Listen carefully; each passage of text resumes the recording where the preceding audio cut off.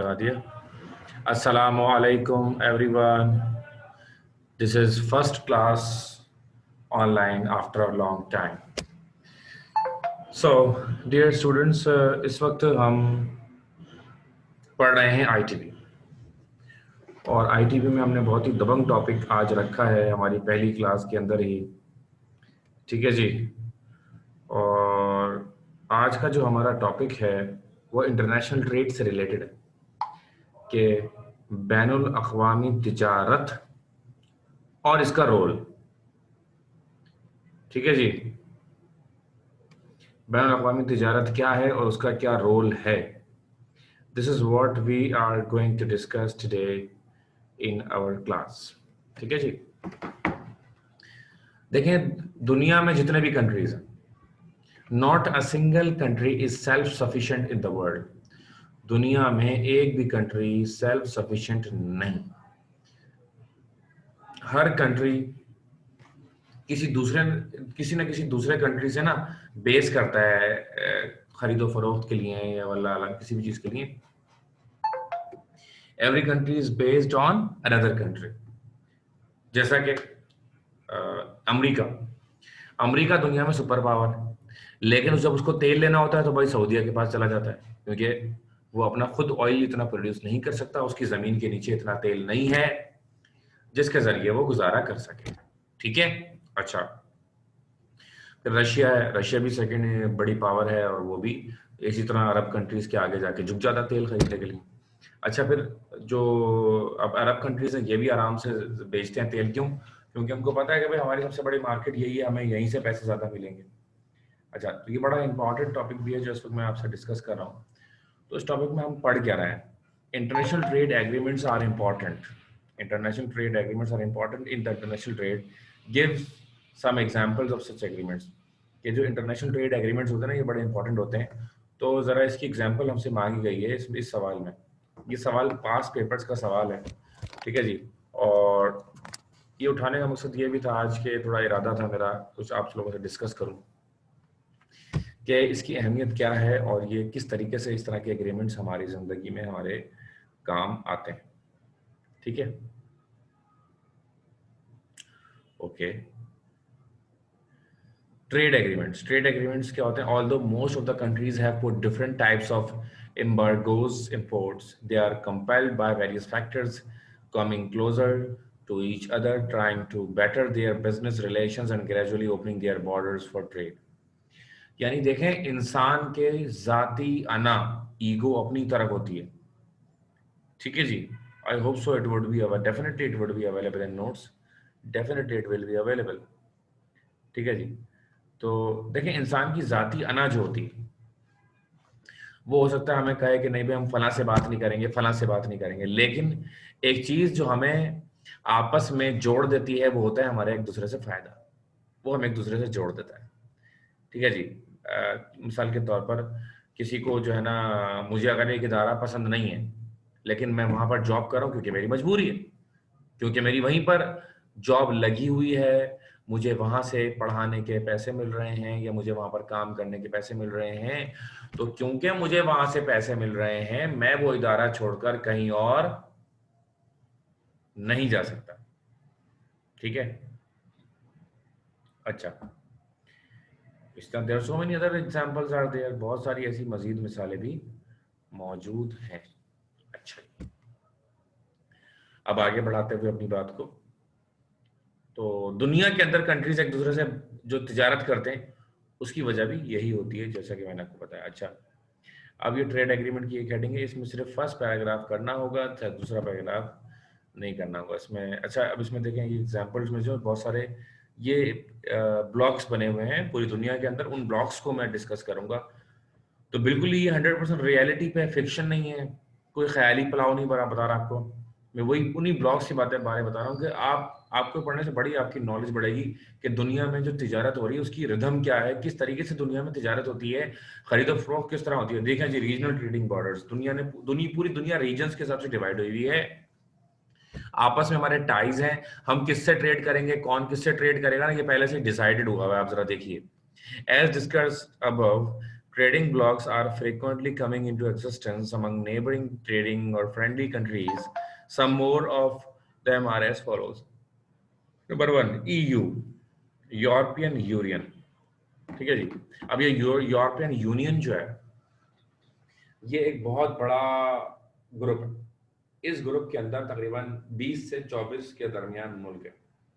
अब ये जो 20 से 24 के दरमियान इतने सारे मुल्क हैं, दे ट्रेड विद ईच अदर। ये क्या करते हैं? ये आपस में एक दूसरे के साथ ट्रेडिंग करते हैं। तो जब ये आपस में एक दूसरे के साथ ट्रेडिंग करते हैं, तो इससे होता क्या है कि 22 मुल्कों का ना एक यूनिटी है 22 मुल्कों के दरमियान। जब ये 22 मुल्क किसी और से कुछ खरीदेंगे, एक साथ खरीदेंगे, जब पीछे हट जाएंगे या किसी से ताल्लुक तोड़ेंगे तो एक साथ ताल्लुक तोड़ेंगे। यानी कि ये 22 भाई बन गए या बहन भाई बन गए, 22। अब ये किसी से भी कुछ खरीदते हैं, मिसाल के तौर पर ये मोबाइल खरीद रहे हैं जी। अब ये खरीदेंगे ना, ये 22 कंट्रीज एक ही कंट्री से सारे मोबाइल खरीदेंगे। भाई देखें, अब मैं एक पीस लेने जा रहा हूँ, फिर मैं उसकी जगह 22 पीस लेने जा रहा हूँ। अगर एक की जगह अगर मैं 22 पीस लेने जाऊंगा, व्हाट विल हैपन? जब मैं इतने ज्यादा पीसेस लेने जाऊंगा, इससे बहुत ज्यादा फर्क पड़ जाएगा। इससे क्या फर्क पड़ेगा कि मुझे सस्ता मिलने लगेगा। भाई एक बंदा मुझसे एक पीस लेने आ रहा है, दूसरा बंदा उसी चीज के मैं मुझसे 22 पीस लेने आ रहा है, तो मैं डेफिनेटली उसे सस्ता दूंगा। क्यों सस्ता दूंगा? क्योंकि वो ज्यादा खरीद रहा है। लार्ज क्वांटिटी में जब इंसान खरीदता है कोई भी चीज, जब बल्क क्वांटिटी में खरीदी जाती है तो वो मिलती है सस्ती। तो भाई सस्ती का ये फायदा हो सकता है। अच्छा जी, तो यूरोपियन कम्युनिटी है, ठीक है ना, सब यूरोपियन एक साथ। इसका यूरोपियन फ्री ट्रेड एसोसिएशन, एफ्टा। एफ्टा क्या है? एफ्टा है भाई, देखें, मैं पढ़ाऊंगा, मैं गैर किसी को पढ़ाऊंगा, पैसे लूंगा। जब मैं अपने को पढ़ाऊंगा तो फ्री में पढ़ाऊंगा ना, और बहन भाई तो पैसे नहीं देंगे, उल्टा वो तो पैसे ले लेंगे। तो यही कहानी यूरोपियंस अपने साथ करते हैं कि जब यूरोपियन किसी बाहर मुल्क से कुछ खरीदेगा बेचेगा, उसमें बीच में टैक्स को शामिल करेगा, उसमें बीच में फीस को शामिल करेगा, लेकिन जब वो किसी यूरोपियन कंट्री से आपस में बात करेगा तो ऐसा नहीं होगा। तो उन्होंने क्या करा? उन्होंने एक एफ्टा बना दिया। तो एफ्टा में क्या होता है? एफ्टा में फ्री ट्रेड होता है, ठीक है जी। हेलो, अस्सलाम वालेकुम। वालेकुम अस्सलाम।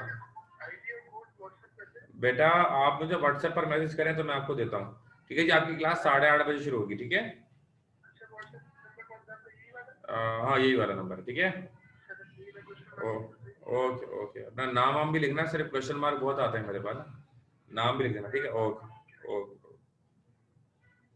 अच्छा जी, एफ्टा सुना आपने? एफ्टा में क्या होगा भाई? इंपोर्ट पे भी टैक्स होता है, एक्सपोर्ट पे भी टैक्स होता है। जब एफ्टा में हमने एक फ्री ट्रेड एरिया बना लिया, फ्री ट्रेड मतलब टैक्स फ्री ट्रेड, यानी कि अब जो हम आपस में जो तिजारत करेंगे उसमें कोई टैक्स नहीं होगा। एफ्टा बड़े मशहूर नाम है, कुछ नाम क्योंकि बहुत कॉमन है तो आपने उसमें कुछ सुने में। अगला सुनिए, South Asian Association of Regional Cooperation, SAARC. SAARC आपने बचपन से सुनते आ रहे हैं, पीएचडी के अंदर 9 क्लास में ये सार्क है, इसके बाद भी है, ठीक है जी। तो ये बड़ी कॉमन रही है और हम लोग लेकिन भूल जाते हैं, ठीक है जी। अच्छा, तो SAARC, South Asian Association of Regional Cooperation. अब साउथ एशियन इसमें आपस में है, सार्क में कौन है? चीन है, इंडिया है, पाकिस्तान है, बांग्लादेश है। ये कंट्रीज भी आपस में ट्रेड रखते हैं, ठीक है ना। और जब दूसरे रीजन, दूसरे बर्रे आज़म, दूसरे सब कॉन्टिनेंट के लोग, दूसरे कंट्रीज आपस में एक दूसरे का ज्यादा ख्याल कर रहे हैं, दूसरे एक बर्रे आज़म दूसरे बर्रे आज़म के मुकाबले में अपने बर्रे आज़म के कंट्रीज का ज्यादा ख्याल कर रहा है, तो ये हमारा भी फर्ज बनता है कि नहीं कि हम भी पड़ोसियों का ज्यादा ख्याल रखें। पाकिस्तान के एक सियासतदान ने बहुत जबरदस्त बात की थी कि जब उसे कहा गया कि भाई सऊदीया का साथ दो ईरान के खिलाफ, तो पाकिस्तान ने कहा कि हम अपने पड़ोसी नहीं बदल सकते, इसलिए हम कभी किसी पड़ोसी के खिलाफ कुछ नहीं करेंगे। ना हम अफगानिस्तान के खिलाफ करेंगे, ना हम चाइना के खिलाफ करेंगे, ना ईरान के खिलाफ, ना ही इंडिया के खिलाफ। भाई इंडिया जब हमसे पंगा लेता है तो हम मजबूरन उसको दिफाई जवाब देना पड़ता है, वरना हमारे दिल में ऐसी कोई बात नहीं कि वो डिस्टेबलाइज हो। भाई हमारा मुल्क और ज़्यादा बेहतर होगा अगर हमारे मुल्क में बेहतर सिचुएशन रहती है, ठीक है जी। तो व्हाट वी नीड, हम चाहते क्या है? हम तो बेसिकली चाहते यही कि हमारे ताल्लुकात अच्छे हों अपने दीगर दूसरे कंट्रीज से, ठीक है। ओके, तो ये क्या था, सार्क, सार्क भी एक तंजीम है, ठीक है जी, मैंने बताया association of south east Asian countries, ठीक है जी।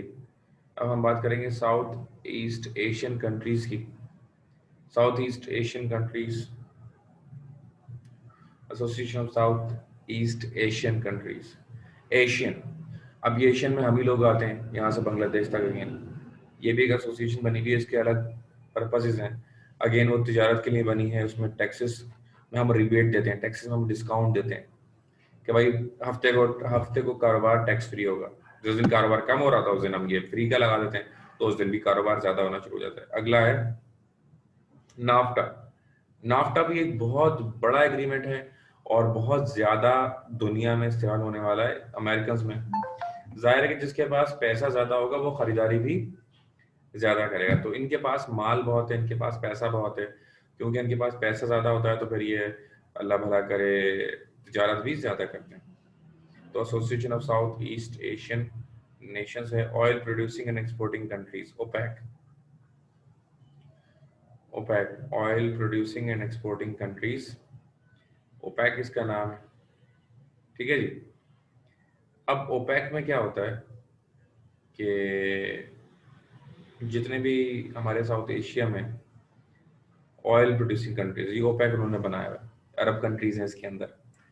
अब इसमें क्या होता है कि इनके पास होता है पैसा आता है इनके पास ये तेल बेचने की वजह से। तो अब ये फैसला करते हैं किसको किस रेट में देना है। मिसाल के तौर पर अगर एक गरीब मुल्क है तो उसकी सपोर्ट में कम, अगर उसको उधार नहीं दे सकते कम से कम तेल की रेट में कुछ डिस्काउंट ही दे दो यार उसको, कुछ तो उसका भला होगा। मतलब अगर एक बंदा, नॉर्मल बंदा आ रहा है, उसको रोटी आप 10 रुपए की दे रहे हो, एक गरीब बंदा, चलो भिखारी नहीं, चलो उसको 5 रुपए की दे दो यार, 7 रुपए की दे दो, कुछ तो उसको डिस्काउंट दे दो कि उसका क्या हो जाए, भला हो जाए, ठीक है जी। Asia Pacific economic corporation, APEC, Asia Pacific economic corporation, इसे क्या कहते हैं जी, एपेक कहते हैं। अब एपेक क्या है जी, एपेक भी इकोनॉमिक कॉरपोरेशन है, उसमें हम एक दूसरे को मशीनरी देते हैं, मशीनरी, ठीक है ना। Okay, next, the trans Atlantic free trade area, the trans Atlantic free trade area. Awais भाई का खुल गया है कैमरा, पंखा बंद है अवैस भाई का, लो जी बंद कर दिया अवैस भाई ने कैमरा। अच्छा जी, तो trans Atlantic free trade area TAFTA, और फिर है Latin American free trade association LAFTA, European free trade association EFTA. अब ट्रेड एसोसिएशन की वजह से टाटा आ रहा है सबके आखिर में, ठीक है जी। तो इसके ना बाकायदा वो हैं रूट कि भाई इस रास्ते पर नाफ्टा है और इस रास्ते पर जो है ना वो नाफ्टा, तो इस रास्ते पर एफ्टा है। यानी कि हर पैकेज बने हुए, जिस तरह आप जोंग पे टेलीनॉर पे पैकेजेस करते हैं ना कि भाई ये पैकेज है, इसमें ये मिलेगा, इसमें ये मिलेगा। अगर है यही बड़ा मशहूर है गैट, गैट बड़ा मशहूर दुनिया का एग्रीमेंट है, general agreement on trade and tariff. अब ये हुआ, इसके बारे में पूरा पैरा मैं आपको पढ़ के बताता हूँ। General Agreement on Trade and Tariff was set up under the auspices of the United Nations in 1947 with an objective to regulate world trade with and compel its members to reduce tariffs. By 1947 से ये ना United nation का objective ये था, 1947 से United nation का objective ये रहा है कि हमारी ट्रेड बढ़े, ठीक है ना।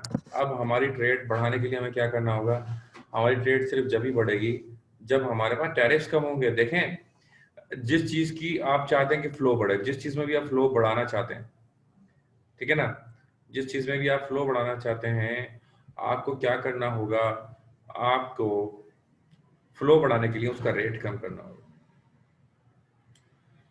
जैसे ही रेट कम होगा, ठीक है ना, जैसे ही रेट कम होगा शूट कर जाएगी प्राइस, जैसे ही रेट कम होगा प्राइस क्या कर जाएगी, शूट कर जाएगी, फ्लो शूट कर जाएगा, वॉल्यूम शूट कर जाएगा, ठीक है जी। भाई मिसाल के तौर पर अभी आलू चल रहा है अगर लेट सपोज 100 रुपए किलो, आप आलू 50 रुपए कर दें, आप देखें ज़्यादा लोगों के घर में आलू पकना शुरू हो जाएगा। बैगन 200 रुपये चल रहा है, 100 रुपये कर दें, ज़्यादा हो जाएगा। इवन मैं आपको खुद बताऊं, मैं शिमला मिर्च खरीदने के लिए गया तो आई वॉज एक्सपेक्टिंग 20-25 रुपए की अच्छी खासी शिमला मिर्च मिल जाएगी। तो बेसिकली वो सूप बना था, उसमें शिमला मिर्च डलवानी थी। When I just reached over there, I asked what is the price of Shimla mirch. They said 200 रुपए पाव, 200 rupees for a quarter. अब 200 रुपए पाव जब मैंने सुना, मैंने बोला भाई छोड़ो यार, इसकी जगह गाजर डाल देंगे, साली शिमला मिर्च खा के कौन सा हमको तगड़े हो जाएंगे। तो मैंने शिमला मिर्च ली नहीं। क्यों नहीं ली? क्योंकि मुझे महंगी लगी। महंगी लगी तो छोड़ दिया, सस्ती लगती तो खरीद लेते ना। समझ में आ रही बात? तो भाई general agreement for tariff and trade इसीलिए हुआ कि भाई आपस में ताल्लुकात अच्छे होंगे, ताल्लुकात अच्छे होंगे, रेट कम होंगे, रेट कम होंगे, फ्लो बढ़ेगा, फ्लो बढ़ेगा, तो दुनिया को ज्यादा चीजें देखने को मिलेंगी, सुनने को मिलेंगी, करने को मिलेंगी, और सब कमाएंगे। सबका कारोबार में आहिस्ता आहिस्ता वक्तन फवक्तन थोड़ा बहुत सही इजाफा जरूर होगा। तो नाज़रीन आगे बढ़ते हुए, this agreement has been replaced by the World Trade Organization WTO established on January 1995. 1995। It aims at liberalizing world trade, laying down rules for foreign trade, selling business disputes between countries, and strengthening open market economy. By 1996, 117 countries become its members, and by 2003, 150।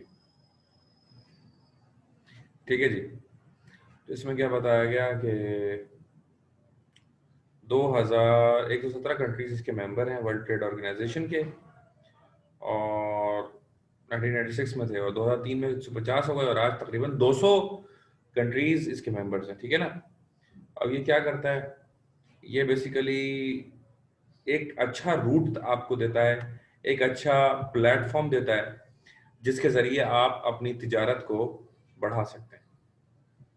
And you know very well that everyone needs to increase the level of their trade. हम चाहते हैं कि हमारी trade बढ़े, तिजारत बढ़े। So next is IBRD, a World Bank. World Bank was established in 1944, aiming at providing loans to member countries at a low rate of interest. अब IMF बना या वर्ल्ड बैंक बना, दोनों एक साथ बता रहा हूँ आपको, क्योंकि दोनों के जो है ना काफी हद तक चीजें ना सिमिलर है। तो भैया इसमें क्या था?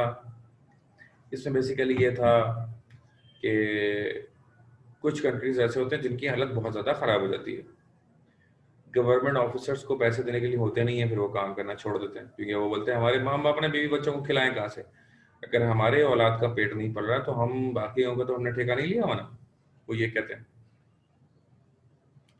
इन शॉर्ट, मुल्क चलाना मुश्किल हो जाता है। ठीक है जी। तो what is the remedy? International monetary fund भी है, ठीक है ना। तो ये दोनों इदारे क्या करते हैं? सस्ते लोन देते हैं, और उसकी ऐसी किस्त बनाते हैं कि आप उसी पैसे को इस्तेमाल करके कल को आप किस्त निकाल कर दे सकते हैं। ठीक है जी। ओके। तो वर्ल्ड बैंक और IBRD दोनों का मकसद क्या है? अब एक देता है बिजनेस पर, तो दो देते हैं जी एजुकेशन पर, हेल्थ पर। इस तरह से उन्होंने आपस में एक दूसरे को डिवाइड किया हुआ है। Now the next is European union. It is an economic bloc grouping among Western European countries. Objective is to encourage free cross-border trade among members countries. Its members have launched on January 1st, 1999, a common currency named Euro.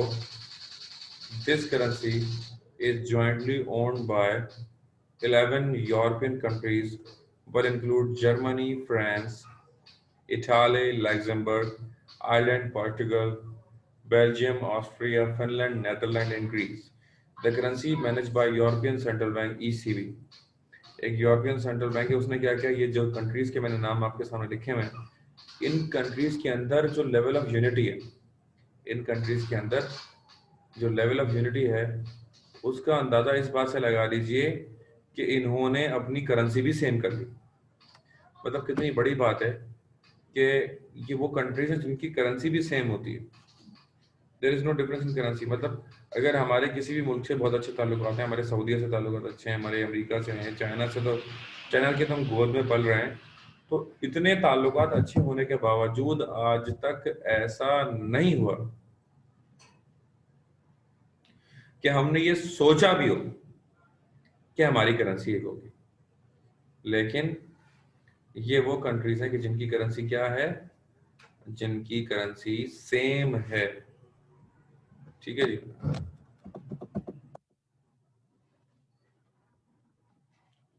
अच्छा जी।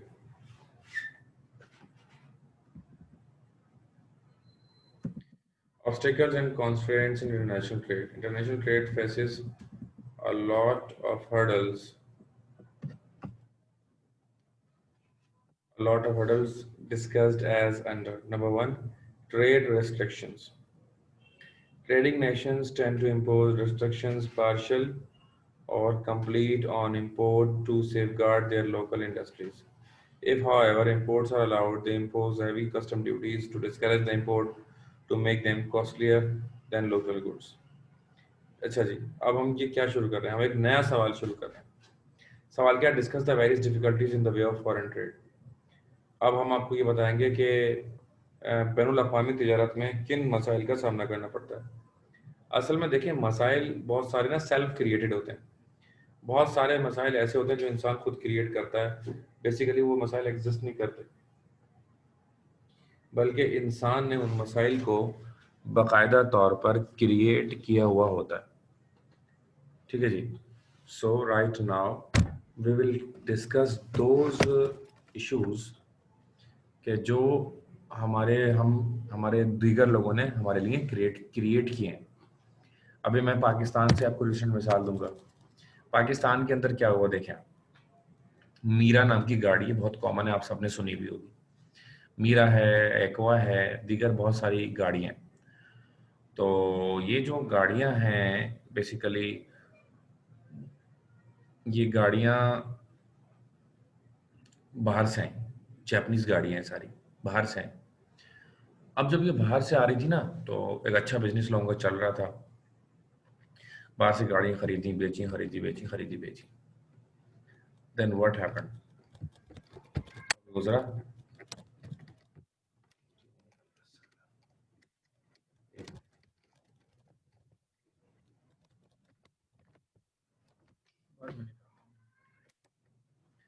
जब वक्त गुजरा, और वक्त गुजरने के साथ साथ एकदम से इंपोर्ट्स पर रेट बढ़ा दिए गए। जब इंपोर्ट्स पर रेट बढ़े तो उससे पता है क्या हुआ? अब गाड़ियां आना बंद हो गई।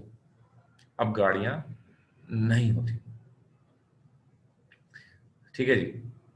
अब गाड़ियां क्योंकि अब नहीं होती हैं, क्योंकि एक गाड़ी पर 10-10, 20-20 लाख रुपए टैक्स लगे। 5 लाख की गाड़ी पर 10 लाख रुपए टैक्स, 15 लाख की हो गई। अब जब इतना टैक्स गाड़ियों पर लग गया, तो लोगों ने बाहर की गाड़ियां खरीदने की जगह लोकल गाड़ियां खरीदना शुरू कर दी। ठीक है जी। जाहिर है लोगों को नजर आया कि यार 5 रुपए की गाड़ी है तो मैं 10 रुपए उस पर टैक्स दे रहा हूँ, तो इसका मतलब I am doing something wrong, मैं कुछ गलत कर रहा हूँ। ठीक है जी। अब जाहिर है कि 5 लाख रुपए की कोई गाड़ी, उस पर अगर मैं इतना ज़्यादा टैक्स दूं, तो इंसानी अक्ल इस बात की इजाज़त नहीं देती कि आप किसी ऐसी चीज़ पर इतना ज़्यादा टैक्स दें। ठीक है जी। तो ट्रेड रेस्ट्रिक्शंस, तो ट्रेड रेस्ट्रिक्शंस में क्या बताया गया? ट्रेड रेस्ट्रिक्शंस में ये आया कि जब किसी चीज़ की इंपोर्ट आपको बंद करनी हो, जब किसी चीज़ की इंपोर्ट आपको बंद करनी हो, उस पर आप इंपोर्ट ड्यूटी बढ़ा दें। ठीक है जी। जब आप इंपोर्ट ड्यूटी बढ़ाएंगे तो खुद ब खुद बढ़ जाएंगे, आपकी खुद ब खुद कंजम्पशन कम हो जाएगी। ठीक है जी। तो ये इसे बताया गया। अच्छा, ट्रेड रेस्ट्रिक्शंस क्यों लगाई जाती है, मैं सिर्फ समझाने के लिए ब्रैकेट में लिख रहा हूँ। आप चाहें तो आप भी लिख लें अपने नोट्स में। To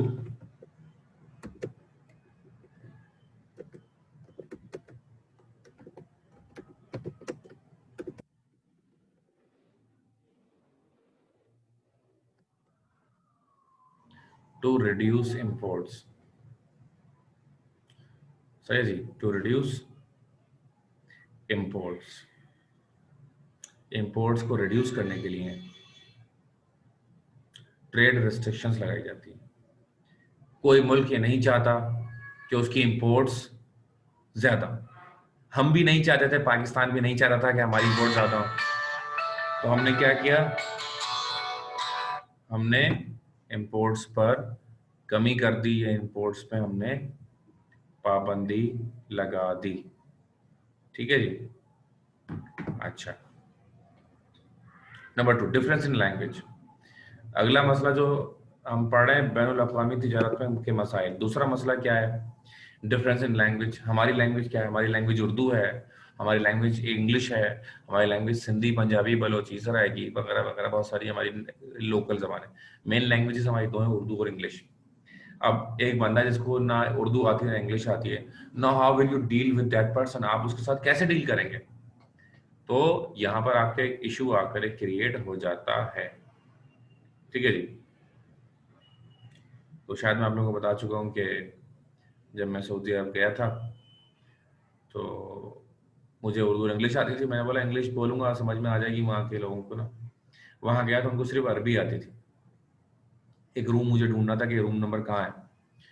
now it was very hard for me to discuss with the people कि भाई ये कहाँ पड़ेगा, तो मेरे लिए अजाब हो गया था ढूंढना। एक कमरा ढूंढना है 5,000 कमरों में वहाँ पे। खैर तो मुझे बड़ा प्रॉब्लम हुआ। तो एक ज़रा से काम में इतनी प्रॉब्लम हो रही थी, तो ये इस तरह के बड़े मसाइल वहाँ पर बहरहाल हो जाते हैं। ठीक है ना। अच्छा, तो आज की क्लास क्योंकि पहली ऑनलाइन क्लास है, आपको आदत भी नहीं है, थोड़ा बोर हो सकता है, थोड़ा बहुत बोर भी हो रहे हो आप। इसकी रिकॉर्डिंग भी मैं आपको भेज दूंगा। कोई भी सवाल अगर आपका हो तो आप मुझसे पूछ भी सकते हैं। ठीक है ना। अपना बहुत ख्याल रखिएगा। यहीं से इंशाल्लाह नेक्स्ट ITV की क्लास हम यहीं से शुरू करेंगे। कोई भी सवाल अगर है तो आप पूछ सकते हैं।